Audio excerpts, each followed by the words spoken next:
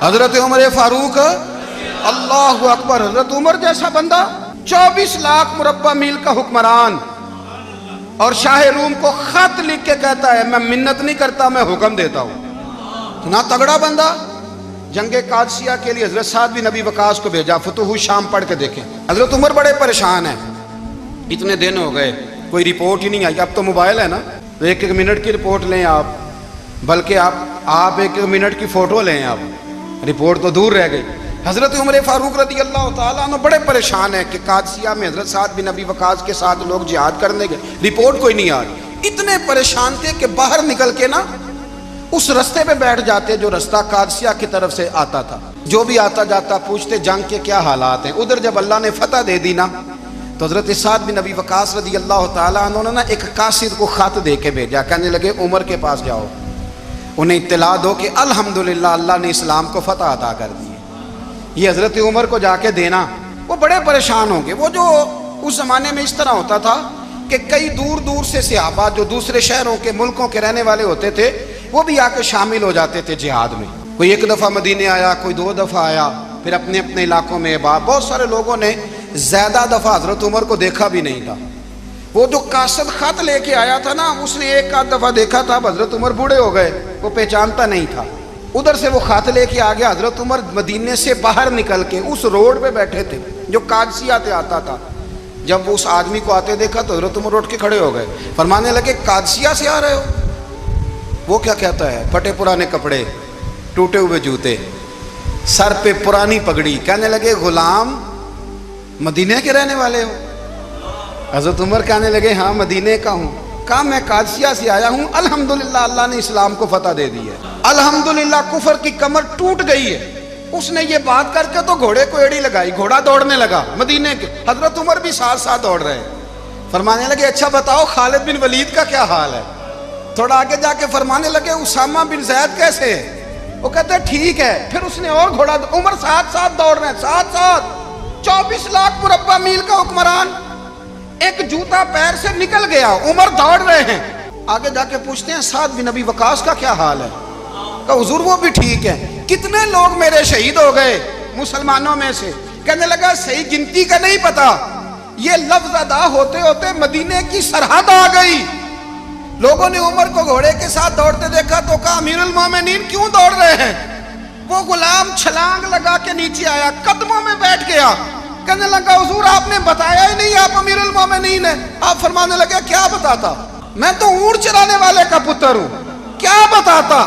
وہ عمر ہوں جس نے اپنے گناہوں کا حساب دینا ہے، کیا بتاتا؟ جو سعد بن ابی وقاص کو جہاد پہ بھیج کے خود بزدلوں کی طرح گھر میں بیٹھا ہے، کیا بتاتا؟ کوئی حیثیت نہیں، کوئی تار۔ تو نے اچھا کیا، تو تو مجاہد تھا، مجھے ساتھ ساتھ دوڑایا، تو نے اچھا کیا۔ جتنے لوگ تھے چیخیں مار کے رونے لگے۔ حضرت فاروق اعظم سے کہنے لگے عمر جب تک تیرے جلوے رہیں گے اللہ کامیابیاں ہی عطا فرمائے گا، جب تک تیرا رنگ رہے گا اللہ تعالیٰ نوازتا ہی رہے گا۔ کچھ نہیں کبھی اپنا آپ ظاہر ہی نہیں کیا۔ بہت بڑے تھے، بہت بڑے تھے حضرت عمر، بڑے تھے۔ حضرت ابو رافع غلام تھے، قرآن پاک بڑا سونا پڑھتے تھے۔ حضرت عمر جب بھی انہیں ملتے کہتے ابو رافع تو عمر سے اچھا ہے، قرآن بڑا شاندار پڑھتا ہے۔ تو وہ کہتے حضور اگر میں قرآن صحیح پڑھتا ہوں تو آپ کو قرآن کی تشریح زیادہ صحیح آتی ہے، آپ بھی تو مجھ سے افضل ہیں۔ تو آپ فرماتے نہیں پھر بھی تو مجھ سے افضل ہے۔ کیوں؟ اس لیے کہ تو اپنے آقا کی نوکری بھی ٹھیک کرتا ہے اور رب کی عبادت بھی ٹھیک کرتا ہے، اور مجھے خالص صرف عبادت کرنی ہوتی ہے وہ بھی ٹھیک نہیں کر پاتا۔ ساری زندگی اپنا محاسبہ، ساری زندگی اپنے گریبان میں دیکھا، ساری زندگی اپنے آپ کو پرکھا، اپنے آپ کو ٹٹولا۔ 62 سال عمر بیت گئی۔ حضرت حذیفہ بن یمان ایک صحابی تھے، میرے نبی کریم علیہ السلام نا ان سے راز کی باتیں کرتے تھے۔ ہر بندے کا ہاضمہ ٹھیک نہیں ہوتا، سب سے راز کی بات نہیں کرنی چاہیے۔ حضرت حذیفہ بن یمان کہتے ہیں حضور راز کی باتیں بتاتے ہیں۔ مدینہ منورہ میں جو منافقین تھے ان کی لسٹ بھی نبی پاک نے حضرت حذیفہ بن یمان کو دی تھی۔ جب کوئی مشکوک آدمی مر جاتا نا تو صحابہ کہتے ہیں ہم دیکھتے اگر حضرت حذیفہ نے جنازہ پڑھا ہے تو ہم بھی جنازہ پڑھ لیتے۔ نبی پاک نے بھی کچھ جنازے نہیں پڑھے، ترمذی میں ہے، فرمایا عثمان سے جو بغض رکھے اس کا جنازہ نہیں پڑھیں گے۔ حضرت حذیفہ بن یمان اگر جنازہ پڑھتے تو لوگ پڑھتے، وہ نہ پڑھتے تو لوگ جنازہ نہ پڑھتے۔ حضرت حذیفہ بن یمان کہتے ہیں جناب عمر فاروق کی خلافت کے آخری ایام تھے، کچھ دنوں کے بعد وہ شہید ہو گئے۔ فرماتے ہیں آدھی رات کا وقت تھا، میں گھر میں سویا تھا بڑا بے فکر، اچانک میرے دروازے پہ دستک ہوئی، میں گھبرا کے اٹھا، اتنی رات کو کون آیا؟ کہتے ہیں قربان جاؤں، دروازے پہ گیا تو امیر المومنین فاروق اعظم دروازے پہ۔ میں نے کہا عمر کوئی حکم تھا تو مجھے بلا لیتے۔ کہنے لگے میں نا امیر بن کے نہیں آیا، تیرا ویر بن کے آیا ہوں۔ امیر المومنین کی حیثیت سے سرکاری کام سے بلاتا تو وہاں بلاتا، مجھے ایک ذاتی کام پڑ گیا۔ کہتے ہیں میں نے عمر کو گھر کی اندر بلا کے چارپائی پہ بٹھایا، میں نے کہا حضور میں غریب آدمی ہوں، میں کیا آپ کے کام آ سکتا ہوں؟ تو کہتے ہیں انہوں نے نا مجھے ساتھ بٹھا لیا، پھر میرا ہاتھ پکڑ لیا، کہنے لگے تو عمر کو جانتا ہے؟ عمر جھوٹ نہیں بولتا، تو جانتا ہے عمر وعدوں کا پکا ہے؟ کہا حضور جانتا ہوں۔ کہا میں اس وقت آیا ہوں جب دیکھ بھی کوئی نہیں رہا۔ حضرت حذیفہ بن یمان کہتے ہیں پریشان ہو گیا، حضور پہلیاں نہ بجھوائیں، مہربانی کریں بتائیں کدھر آئے ہیں؟ تو حضرت عمر فاروق فرمانے لگے 62 سال کا ہو گیا ہوں، 63 میں چل رہا ہے، داڑھی سفید ہو گئی ہے، پھل پک گیا، اٹھ فریدہ ستیا، داڑھی آ گئی پور، اگا نیڑے آ گئی، پیچھا رہ گئی دور، اب قبر اشر کا معاملہ صاف نظر آنے لگا ہے۔ کہا حضور مجھ سے کیا چاہتے ہیں؟ حضرت عمر رو پڑے، کہنے لگے آج میں عشاء کے بعد نکلا ہوں تو نبی پاک کے صحابہ مجھے نیک کہہ رہے تھے، پھر میں نے بچوں کی ماں سے اور بچوں سے بھی پوچھا ہے، وہ بھی مجھ سے راضی ہیں، پر حذیفہ تیرے ساتھ نبی پاک راز کی باتیں کرتے تھے، سچ بتا کہیں عمر کا نام منافقوں میں شامل تو نہیں؟ سچ بتا ان منافقین میں تو شامل نہیں، کہیں اوپر سے تو نہیں سارا کچھ؟ حضرت حذیفہ بن یمان کہتے ہیں میں باپ کے مرنے پہ اتنا نہیں رویا جتنا عمر کے سوال پہ رویا۔ میں قدموں میں بیٹھ گیا، میں نے کہا نہیں عمر یہ تو میں نے نہیں سنا، لیکن یہ میں نے نبی پاک سے ضرور سنا ہے کہ میرے بعد اگر کوئی نبی ہوتا تو عمر ابن خطاب ہوتا۔ یہ میں نے اپنے کانوں سے سنا ہے کہ عمر جس گلی سے گزرے شیطان رستہ بدل جاتا ہے۔ یہ میں نے اپنے کانوں سے سنا ہے کہ 950 سال حضرت جبریل جناب عمر کی شان بیان کریں تو پھر بھی بیان نہیں ہو سکتا، یہ میں نے ضرور سنا۔ دوستو ساری زندگی حضرت عمر نے اگر دوسروں کا محاسبہ کیا تو اپنا اور اپنے بچوں کا بھی کڑا خیال رکھا، اپنی ذات پر بڑی توجہ دی۔ جو لوگ اپنا بھول جاتے ہیں نا، ہمیں اپنی صحت کا بڑا خیال ہے لیکن اپنی روحانی زندگی کا کوئی خیال نہیں ہے۔ حضرت عمر فاروق رضی اللہ تعالیٰ عنہ نا باہر والوں کا بھی بڑا سخت حساب کرتے تھے۔ بڑا ایک گورنر صاحب نے لباس بڑا شاندار پہننا شروع کر دیا تھا تو حضرت عمر نے اتروا کے نا تو انہیں ٹاٹ کا لباس پہنا کے تو اونٹ چرانے کی ڈیوٹی دے دی تھی، اتنا سخت احتساب کرتے تھے۔ کسائی کی دکان پر بھی 1-2 گھنٹے کھڑے ہوتے تھے، جو آدمی مسلسل 2 دن گوشت خریدتا تھا نا فرماتے تھے اس کا ٹیکس بڑھا دو، لوگوں کو دال نہیں مل رہی اور یہ روز گوشت کھاتا ہے۔ حضرت فاروق اعظم اس کو جزیہ کہا جاتا تھا یا کچھ اور معاملات ہوتے تھے بڑھا دیتے تھے۔ مسلسل جو 2 دن آدمی گوشت کھاتا تھا فرماتے تھے مدینے میں غربت ہے، اگر یہ والا نظام تم کرو گے تو غریب لوگ کس کی طرف دیکھیں گے؟ لیکن اس سے زیادہ بڑھ کر جو ان کی زندگی کا معیار اور سٹیٹس تھا وہ یہ تھا کہ اپنے گھر کا خاص خیال رکھتے، خاص توجہ کرتے۔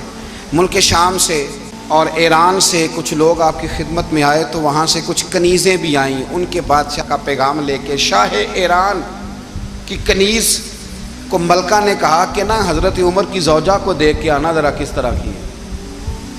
ہمارے ملک میں کیا کہتے ہیں خاتون اول، باقی سارے دوؤں میں خاتون اول، ذرا خاتون اول کو دیکھ کے آنا۔ تو وہ جب آئی نا گھر میں ملنے تو کہا کہ مجھے میری ملکہ نے کہا تھا کہ عمر کی زوجہ سے اہلیہ سے ملاقات کر کے آنا، تو حضرت عمر کی اہلیہ نے نا ایک جوڑا کپڑوں کا دے دیا ملکہ کے لیے اور ایک خوشبو کی شیشی دے دی۔ اب جب وہ تحفے وہاں گئے تو اس ملکہ نے نا کچھ سونے کا سامان بھیجا، کچھ زیورات بھیجے، کچھ تحائف بھیجے۔ جب حضرت عمر کے گھر آئے نا وہ خادم لے کے آیا، اس نے کہا جی آپ کی اہلیہ نے تحفے بھیجے تھے، تو جواب میں شاہ ایران کی بیوی نے یہاں جس ملک کا وہ سفیر تھا انہوں نے بھی یہ بھیجے۔ تو حضرت عمر فاروق نا وہ تحفے لے کے گھر گئے تو جا کے کہنے لگے اپنی اہلیہ سے یہ تو کب سے تحفے تحائف بھیجنے لگ گئی ہے، یہ کب سے نظام شروع ہو گیا؟ تو کہ حضور تحفہ دینا لینا تو ٹھیک ہے، سنت ہے، محبت بڑھتی ہے، تو یہ کوئی قباحت نہیں، اور میں نے اپنی ذاتی استعمال کے لیے جو چیزیں رکھی تھی وہ میں نے دی ہیں۔ تو حضرت عمر فاروق رضی اللہ تعالیٰ عنہ فرمانے لگے ہم نے کسی ملک کے ساتھ اور اس کے بادشاہ کے ساتھ ذاتی تعلق نہیں بنانا، تعلق جو بھی بنے گا رسول اللہ کے دین کی برکت سے بنے گا، ذاتی رشتے نہیں ہم نے قائم کرنے، ذاتی۔ آپ کے ملک کی جو ایئر لائن جس کا ہر سال خسارے کا ڈنڈورا پیٹا جاتا ہے نا، وہ ہمارے بادشاہ صاحب اور صدر صاحب اگر غیر ملکیوں کو گھوڑا کبھی بھیجنا ہو نا، گھوڑا، تو پورا ایک جہاز گھوڑا لے کے تحفے میں جاتا ہے، پورا جہاز غریب قوم کا یہ سرمایہ، اور قوم بڑی بادشاہ ہے، لائنوں میں لگ کے ووٹ دیتی ہے۔ دو کام ہمیشہ لائن میں لگ کے کرنے، ایک بل لائن میں لگ کے جمع کرانا ہے اور ایک ووٹ لائن میں لگ کے، تاکہ پھر پورے 5 سال لائن میں ہی لگے رہیں۔ مرضی سے آپ ووٹ دینا، پر جو بات درست ہے اس کو سنو۔ حضرت عمر فاروق رضی اللہ تعالیٰ عنہ نے اپنی اہلیہ سے پوچھا کتنے کا تھا وہ تیرا جوڑا اور خوشبو کی شیشی؟ انہوں نے کہا 3 دینار کی۔ فرمایا یہ 3 دینار تیرے اور باقی جو تحفے آئے ہیں وہ تو خود کہہ، چونکہ اس نے تیرے نام بھیجے ہیں، تو کہہ کہ میں مال غنیمت میں دیتی ہوں، تو کہہ میں مسلمانوں کو کہہ۔ تو زوجہ ہنس پڑی، کہنے لگی میں نہ بھی کہوں تو مجھے کہنا تو پڑے گا ہی، کہنا تو میں نے ہے ہی، جو کہ سامنے عمر فاروق ہیں، لہذا فرمایا کہہ دیتی ہوں میں نے دیا خزانے کو۔ حضرت عمر نے جمع کرا لیا۔ میں یہ کیا بات ہوئی، میرے گھر والے جو مرضی کریں، ان کا معیار زندگی جس طرح کا مرضی ہو۔ اور حضرت عمر ایک جملہ کہا کرتے تھے، اللہ کرے کہ یہ باتیں اس دور حاضر میں ہماری سمجھ میں آئیں۔ حضرت عمر فاروق رضی اللہ تعالیٰ عنہ اپنے بچوں کو فرمایا کرتے تھے کہ بہت آدمی کو بھوک لگی ہو نا، اور پھر اس کی پسند کا کھانا پکا ہو، تو اتنے شوق سے وہ اس کھانے کو دیکھتا ہے نا، فرمایا اس طرح پوری قوم اپنے بادشاہوں کے خاندان کو دیکھتی ہے، اس تیزی کے ساتھ دیکھتے ہیں کہ ان کے گھر میں کیا ہو رہا ہے، ان کا معیار زندگی کیا ہے، ان کا سٹیٹس کیا ہے۔ آپ کے بچے دونوں کاروبار کے لیے مصر گئے، ایک بہت بڑا قافلہ گیا مدینے سے مصر تجارت کے لیے، تو یہ گئے تجارت کے لیے، تو حضرت عبداللہ ابن عمر، حضرت عبید اللہ ابن عمر، حضرت عمر کے دونوں بیٹے گئے۔ جناب عمر فاروق کے بچے جب وہاں پہنچے تو مصر کے گورنر نے نا لوگوں کو تعارف کرایا کہ یہ عمر فاروق کے بیٹے ہیں۔ ایک چھوٹی سی بات کر دوں، یہ چودھری کے بیٹے کو کون بتاتا ہے کہ تو چودھری کا بیٹا ہے؟ باہر والے بتاتے ہیں، گھر والے۔ اور سیٹھ صاحب کے بیٹے کو کون بتاتا ہے کہ تو سیٹھ صاحب کا بیٹا ہے؟ اور مالک کو کون بتاتا ہے کہ تو مالک کا بیٹا ہے اور یہ کرایہ دار ہے؟ یہ کون بتاتا ہے؟ یہ سوچ ہم دیتے ہیں بچوں کو، چودھری اور کمی کی سوچ، امیر اور غریب کی سوچ، مالک اور کرایہ دار کی سوچ، گھر کے مالک کی اور کام کرنے والے کی سوچ، یہ ہم دیتے ہیں۔ یاد رکھنا، یہ ہم دیتے ہیں، یہ ہمارا مزاج ہے، یہ باہر سے نہیں آتی۔ تو کوئی شہزادہ ہے، تو سیٹھ ہے، تو نواب ہے، یہ سوچ باہر سے نہیں آتی، یہ اماں سوچ دیتی ہے، اماں، یہ ابا سوچ دیتا ہے۔ اور پھر جب تباہی اترتی ہے تو اس کے ذمہ دار بھی باہر والے نہیں ہوتے، گھر والے ہوتے ہیں، گھر والے۔ ہمارے بچوں کی طبیعتوں پر زیادہ نقش باہر والوں کا نہیں ہوتا، گھر والوں کا ہوتا ہے، یاد رکھیے گا۔ حضرت عمر فاروق رضی اللہ، بچے ہیں، شہزادے ہیں، وہ کاروبار کرنے گئے اور وہاں بتایا گورنر صاحب نے کہ یہ فاروق اعظم کے بچے، امیر المومنین کے۔ لوگوں نے ان سے زیادہ مال خریدا، تجارت میں زیادہ نفع ہوا، ظاہر ہے کہ وہ آپ کے جو اللہ خیر کرے حکمران ہیں، ان کے کاروبار کتنے ملکوں میں ہیں، کس بنیاد پر ہیں؟ وہ صرف اس بنیاد پر کہ وہ حکمران رہے، ان کے لیے آسان تھا بڑے لوگوں سے تعلقات بنانا۔ حضرت عمر فاروق رضی اللہ تعالیٰ عنہ کے بچے ڈھیروں مال کما کے جب واپس آئے نا، تو حضرت عمر سے آ کے بچوں نے بطور محبت کا، ابا جی اللہ نے بڑا ہی فضل کیا ہے، بڑا مال کمایا الحمدللہ، یہ دیکھیں کتنا نوازا ہے۔ تو حضرت عمر کہنے لگے سارے قافلے نے اتنا ہی کمایا ہے؟ سارے قافلے نے اتنا ہی کمایا ہے؟ کہ حضور نہیں، سارے قافلے نے اتنا نہیں کمایا، سب کو اتنا نہیں ملا۔ وہ تو وہاں گورنر صاحب نے لوگوں کو تعارف کرایا تھا کہ یہ عمر کے بچے ہیں، تو لوگوں نے پھر ہم سے بڑا ہی خریدا۔ تو حضرت عمر فرمانے لگے ٹھیک ہو گیا، میں بات سمجھ گیا ہوں، اس طرح کرو جو تمہاری اصل زر تھی نا، جو راز تھی، وہ رکھ لو اور باقی سارا مال مال خزانہ میں جمع کرا دو، اس لیے کہ یہ تم نے تجارت نہیں کی، یہ تم نے اپنے باپ کا نام بیچا ہے، یہ تم نے امیر المومنین کے بیٹے ہونے کا فائدہ اٹھایا ہے۔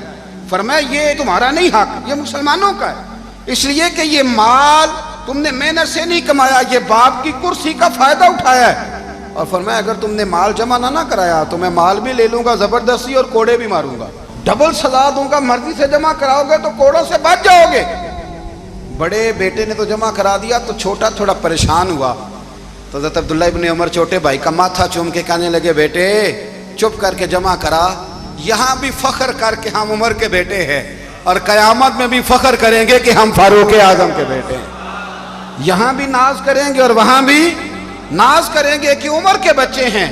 ہمارے باپ نے خود بھی حلال ہی کھایا ہے اور جب ہماری کمانے کی باری آئی ہے تو ہمیں حکم بھی حلال کھانے کا دیا ہے۔ بھائی ہمارا مزاج نہیں، بچہ جب لے کے آتا ہے 2 لاکھ روپیہ تو کبھی پوچھے کہاں سے آیا ہے، جب وہ پہلے دن غلط دوستوں کے پاس جا کے بیٹھتا ہے تو کبھی نکالا گھر سے اسے۔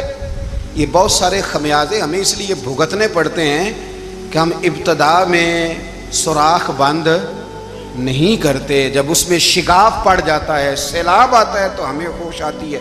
حضرت عمر نے اپنے گھر میں نگرانی رکھی، کڑی نگرانی، زیادہ نماز گھر میں پڑھتے تھے حضرت عمر، نفلی نمازیں زیادہ کیوں بلا؟